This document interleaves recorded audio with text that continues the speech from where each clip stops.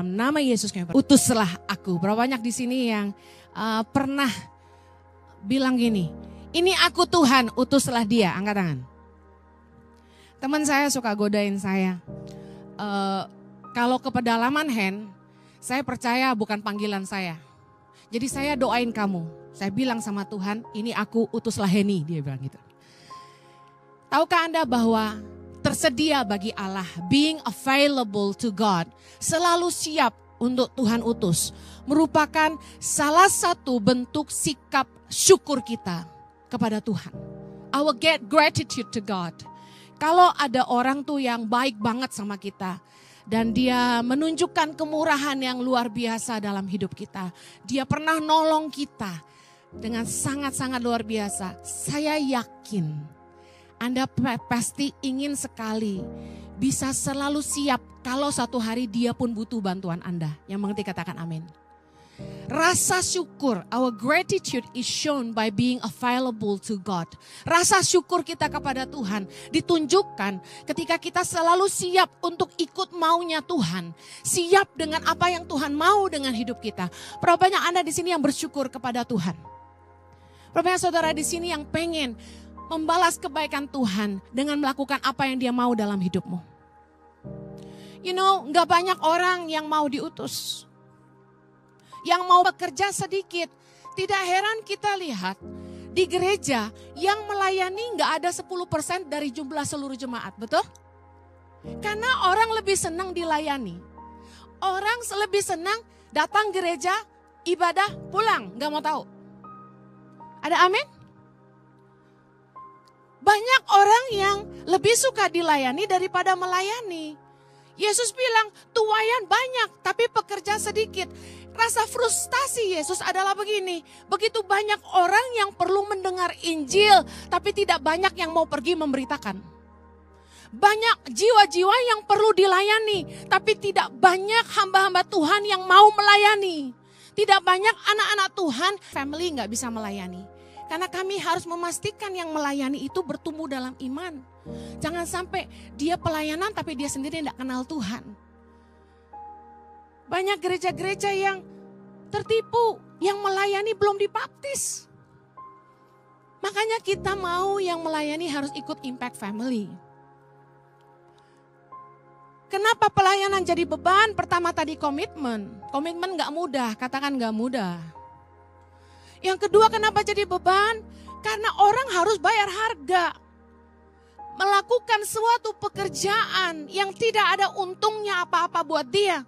Tidak dapat apa-apa secara materi, tetapi dia malah harus berbagi. Dia harus memberkati. Bukannya dapat uang tapi keluar uang. Yang ngerti katakan amin. Transportasi gak diganti. Ici nyediain makan siang dan makan malam buat semua tim pelayanan. Cuma itu aja buat yang volunteer. Tapi mereka mau, kenapa? Karena mereka punya satu fokus. Aku sudah diberkati. Hari ini aku mau melayani dan memberikan yang terbaik buat Tuhan. Motivasi hatinya pelayanan untuk Tuhan, bukan untuk manusia. Kalau kita pelayanan untuk manusia, kita minta bayaran, betul? Tapi kalau pelayanan buat Tuhan, kita tahu Tuhan udah bayar kita. In advance. More than anything we can do for him.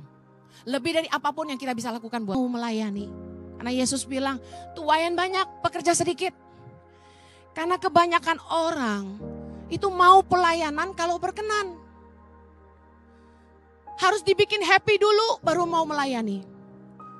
Harus diangkat-angkat dulu. Harus dikasih jabatan baru mau melayani. Di sini nggak ada, di luar banyak ya.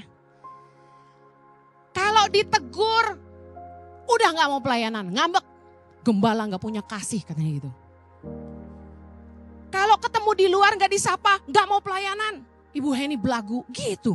Langsung pindah gereja, pernah. Saya bilang gini, maaf. Mungkin saya gak kenal dia. Dan saya gak tahu nama.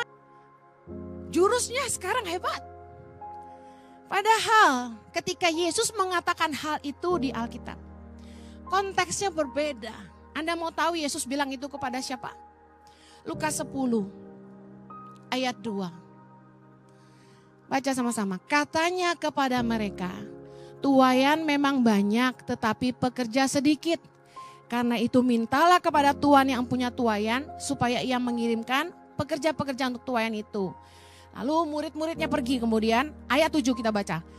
Tinggallah dalam rumah itu, makan dan minumlah apa yang diberikan orang kepadamu. Sebab seorang pekerja patut mendapat upahnya. Janganlah berpindah-pindah rumah. Nah makanya Iji kasih makan minum.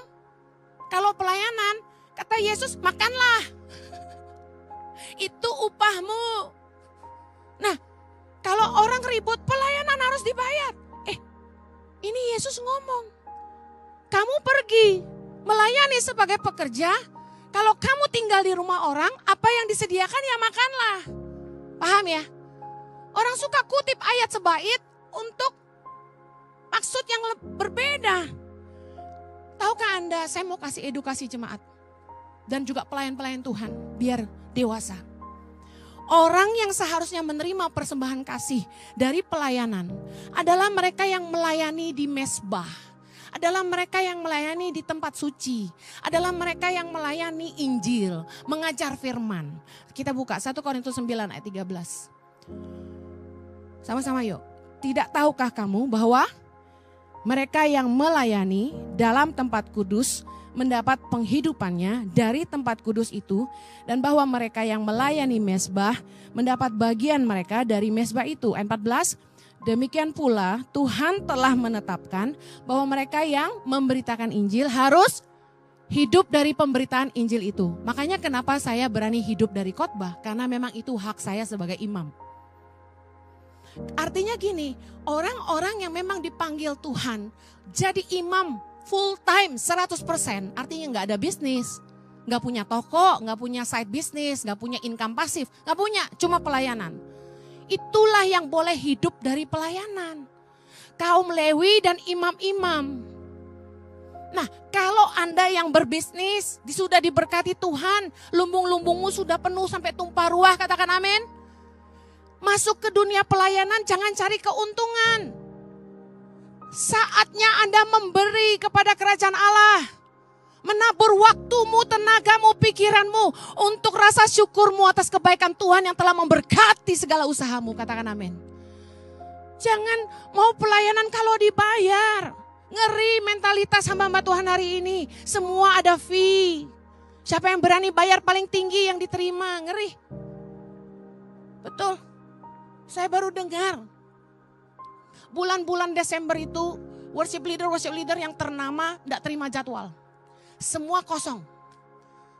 Kenapa? Mereka mau beat gereja yang berani PK paling tinggi. Gereja yang kasih PK paling tinggi yang diterima. Mereka kosongin dulu, nggak terima jadwal mana-mana. Wah, Ici susah tuh cari WL Desember. Natalan, susah. Saya terkejut, seterkejut-terkejutnya mendengar ini. Karena saya belum pernah lakukan itu. Saya dari dulu sama suami. Pelayanan ke sana sini enggak pernah pilih-pilih. Mau gereja naik tangga 3 lantai, enggak ada lift, enggak apa-apa. Jemaat cuma 30, 50, 20 kita layani sama semangatnya. Mau 100, 200. Ajaran dalam firman. Membagi segala sesuatu yang ada padanya dengan orang yang memberikan pengajaran itu. Nah, jarang kan Ibu Heni baca-baca ayat begini. Tapi biar dewasa, jangan suka ngomongin pendeta, hidup dari duit jemaat. Lah memang harus. Lah kalau enggak gue makan apa, gue gak kerja. Saya sudah berhenti terima undangan khotbah sejak 2021, masa saya gak layak dapat persembahan dari gereja? Jemaat diberkati enggak sama khotbah-khotbah saya? Saya seminggu diperes khotbah berapa kali, Anda tahu enggak? Kalau hitung-hitungan diundang di luar tuh bulanan saya dapat berapa gitu kasarnya kalau mau begituan. Tapi saya kan hamba Tuhan. Yuk jemaat juga jangan suka ngomongin pendeta. Saya tuh tertekan ya nih. Pertama karena jadi beban, harus komitmen, harus bayar harga. Melayani kalau berkenan, melayani harus dikasih jabatan. Melayani kalau dibayar, itu enggak boleh. Karena banyak orang yang punya motivasi begini, makanya Yesus bilang tuaian banyak, pekerja sedikit.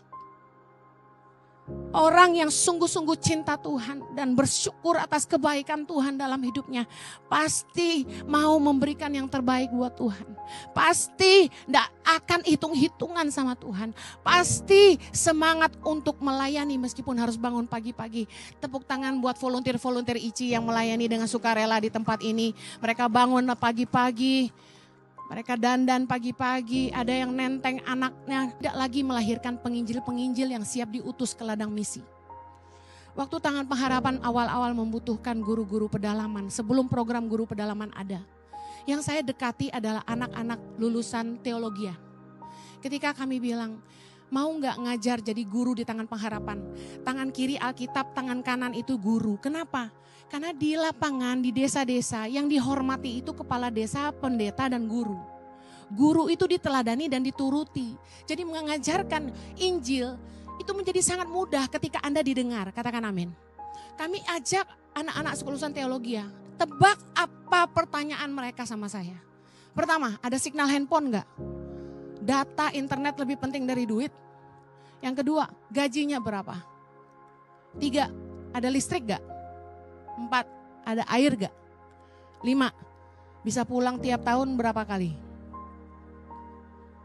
Sedih, lulusan sekolah Alkitab kebanyakan bukan jadi penginjil yang siap diutus ke ladang misi. Tapi mereka maunya punya gereja besar seperti gembala-gembala yang punya sekolah Alkitab itu. Kebanyakan orang maunya pelayanan di kota-kota, di gereja yang punya nama. Tahukah Anda bahwa Yesus itu pelayanan di kota dan di desa? Lukas 8 ayat 1. Tidak lama sesudah itu Yesus berjalan berkeliling dari kota ke kota dan dari desa ke desa memberitakan Injil Kerajaan Allah. Ke-12 muridnya bersama-sama dengan dia. Matius 9 ayat 35. Demikianlah Yesus berkeliling ke semua kota dan desa.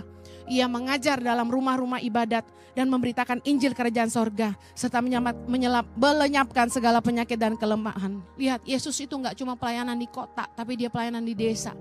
Makanya saya enggak pernah berhenti ke daerah-daerah.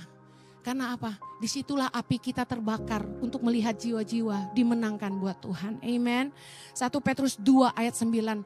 Mari lihat siapakah kamu di dalam Tuhan. 1 Petrus 2 ayat 9. Orang percaya baca sama-sama.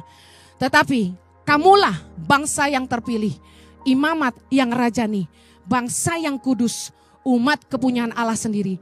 Supaya kamu memberitakan perbuatan-perbuatan besar dari Dia yang telah memanggil kamu keluar dari kegelapan kepada terangnya yang ajaib. Siapa yang sudah diangkat Yesus keluar dari kegelapan kepada terangnya yang ajaib? Angkat tanganmu. Katakan, aku adalah imamat yang rajani.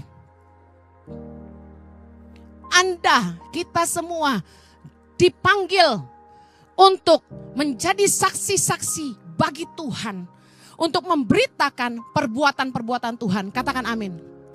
Tugas memberitakan Injil bukan cuma tugas pendeta. Bukan cuma tugas penginjil. Tapi kita semua imamat rajani. Orang-orang yang sudah ditebus oleh Tuhan. Orang-orang yang sudah dikeluarkan dari kegelapan kepada terangnya yang ajaib. Tuhan mau kita pergi dan memberitakan perbuatan-perbuatan Tuhan yang besar. Katakan amin. Yesaya 60 ayat 1 berkata, bangkitlah, menjadi teranglah, sebab terangmu datang dan kemuliaan Tuhan terbit atasmu. Kita harus bangkit bagi Tuhan. Katakan, saya harus bangkit bagi Tuhan. Tersedialah bagi Allah. Jika Dia memanggil engkau, siapakah yang mau aku utus? Katakanlah, Tuhan ini aku, utuslah aku. Tersedialah bagi Allah. Kalau engkau sungguh-sungguh mengasihi Tuhan, kalau engkau sungguh-sungguh bersyukur atas kebaikan dan kemurahan Tuhan, jangan pasif. Tiap hari itu doa, tanya Tuhan, apa yang kau mau aku lakukan bagi kerajaan sorga. Kisah Rasul 26, ketika Yesus menampakkan dirinya kepada Saulus. Saulus adalah Rasul Paulus yang masih jahat. Dikatakan di ayat 16, tetapi sekarang bangunlah dan berdirilah. Aku menampakkan diri kepadamu untuk menetapkan engkau menjadi pelayan dan saksi tentang segala sesuatu yang telah kau lihat daripadaku. Dan tentang apa yang kuperlihatkan kepadamu nanti. Lihat, inilah panggilan Tuhan. Panggilan Yesus bagi orang-orang kudus. Yaitu untuk menjadi pelayan dan jadi saksi. Saksi apa? Tentang segala sesuatu yang telah kau lihat daripadaku, kata Yesus. Itu tentang Yesus dan apa yang akan kuperlihatkan nanti. Tentang pekerjaan-pekerjaan Tuhan dalam hidup kita. Lihat di ayat 18. Dan aku akan mengutus engkau kepada mereka. 18 baca sama-sama. Untuk membuka mata mereka. Supaya mereka berbalik dari kegelapan kepada terang. Dan dari kuasa iblis kepada Allah. Supaya mereka oleh iman mereka kepadaku memperoleh pengampunan dosa. Dan mendapat bagian dalam apa yang ditentukan untuk orang-orang yang dikuduskan. Apa yang Tuhan mau dari kita? Apakah kerinduan hati Kristus? Dia mau kita jadi saksi, jadi pelayan. Untuk apa? Membuka mata orang-orang yang belum mengenal Kristus. Untuk membawa mereka berbalik dari kegelapan kepada terang. Dari kuasa iblis kepada Allah. Untuk menolong mereka supaya mempunyai iman dan pengampunan dosa di dalam Kristus. Kalau Anda bilang, Tuhan mau aku ngapain? Jelas yang Tuhan mau. Listen. Selama ini kita buah yang Tuhan mau dalam hidup kita. Yang pertama pertobatan, perubahan hidup. Yang kedua Tuhan mau karya-karya kita. Kita harus berkarya bagi Tuhan. Yang terakhir Tuhan itu mau jiwa-jiwa bagi kerajaan sorga. Matius 28 ayat 18 sampai 20. Saya ingin ingatkan kita kepada panggilan kita semua. Sama-sama yuk. Kepadaku telah diberikan segala kuasa di sorga dan di bumi. Ayat 19, karena itu pergilah, jadikanlah semua bangsa muridku. Dan baptislah mereka dalam nama Bapa dan Anak dan Roh Kudus. Dan ajarlah mereka melakukan segala sesuatu yang telah kuperintahkan kepadamu. Dan ketahuilah aku menyertai kamu senantiasa sampai kepada akhir zaman. Kita nyanyi Immanuel, Allah beserta kita. Salah satu pelayanan yang akan selalu disertai Tuhan sampai akhir zaman adalah pemberitaan Injil. Ketika Anda pergi memberitakan Injil, menjadikan semua bangsa murid Kristus, mengajarkan mereka segala sesuatu yang Tuhan Yesus telah ajarkan kepada kita. Hidupmu akan selalu disertai Tuhan, katakan amin. Tuhan mau kita menyelamatkan jiwa-jiwa, bukan hanya yang belum kenal Tuhan, tapi mereka yang terhilang. Matius 18 ayat 14 berkata, Bapakmu yang di sorga tidak menghendaki supaya seorang pun dari anak-anak ini hilang. Adakah teman-temanmu yang dulu pelayanan sungguh-sungguh di gereja, tapi hari ini dia sudah terhilang, sudah tidak mau kenal Tuhan, mungkin kecewa sama gereja yang lama, mungkin pernah kecewa sama orang Kristen. Yuk cari mereka yuk, ajak makan siang yuk, tapi sebelumnya ikut gua ibadah dulu ya. Anda bisa pakai segala cara hanya untuk menunjukkan Kristus kepada mereka. Anda harus tahu bahwa jiwa-jiwa sangat berharga bagi Allah. Katakan jiwa-jiwa sangat berharga bagi Allah. Lukas 15 ayat 7 berkata, demikian juga akan ada sukacita di sorga. Karena satu orang berdosa yang bertobat. Lebih daripada sukacita. Karena 99 orang benar yang tidak memerlukan pertobatan. Tuhan senang isi rame. Amin. Tapi Tuhan lebih peduli. Jiwa-jiwa terhilang di luar sana yang bisa Anda selamatkan buat Tuhan. Terakhir. Dalam hubungan yang sehat itu harus ada take and give. Anda juga gak mau nikah hanya beri dan tidak pernah diberi. Demikian sama Tuhan. Kita selalu minta sama Tuhan. Tapi kita pernah tanya enggak yang Tuhan mau apa? Pagi hari ini Roh Kudus ingatkan saya untuk mengingatkan Anda. Tim production dan media. Saya bilang saya butuh ada stage manager yang bisa duduk di depan ini mendampingi setiap pembicara. Selasa sebulan sekali, tiap hari Rabu dan hari Minggu. Kadang-kadang lucu. Saya datang duduk sendirian, gak ada yang temani. Pernah saya angkat mimbar saya sendiri ke atas panggung. Saking gak ada yang bisa bantu. Saya marah sama mereka. Kenapa bisa gak ada yang bisa bantu? Mereka semua menolak untuk melayani karena alasan sibuk kerja. Yang volunteer gak mau bu. Saya bilang yang digaji suruh jaga. Hari ini Dominika, sekretaris gereja yang jaga. Karena yang tidak digaji tidak mau. Ini contoh yang sudah di depan mata. Anda yang sudah dipulihkan Tuhan, Anda dewasa secara rohani, Anda tahu itu. Anda tahu firman Tuhan. Mau Anda buka hatimu untuk melayani keluarga-keluarga yang butuh dilayani. Di sini cari konselor yang bisa melayani suami istri sulit sekali. Kami cuma punya 1, 2. Anda yang dewasa rohani mau enggak melayani, ambil bagian. Jadi ketua komsel, jadi konselor di ICI. Kita butuh. Guru sekolah minggu kita butuh banget. Ada enggak yang mau ambil bagian? Jiwa-jiwa tuayan menguning, minta maaf setiap bulan. Sejak saya bikin gereja online bersama Pastor Jojo, jiwa-jiwa Tuhan kirim. Kami baptis orang puluhan tiap bulan. Tidakkah Anda bersuka cita? Karena sorga bersuka cita. Mari ambil bagian. Dengar panggilan Tuhan pagi hari ini.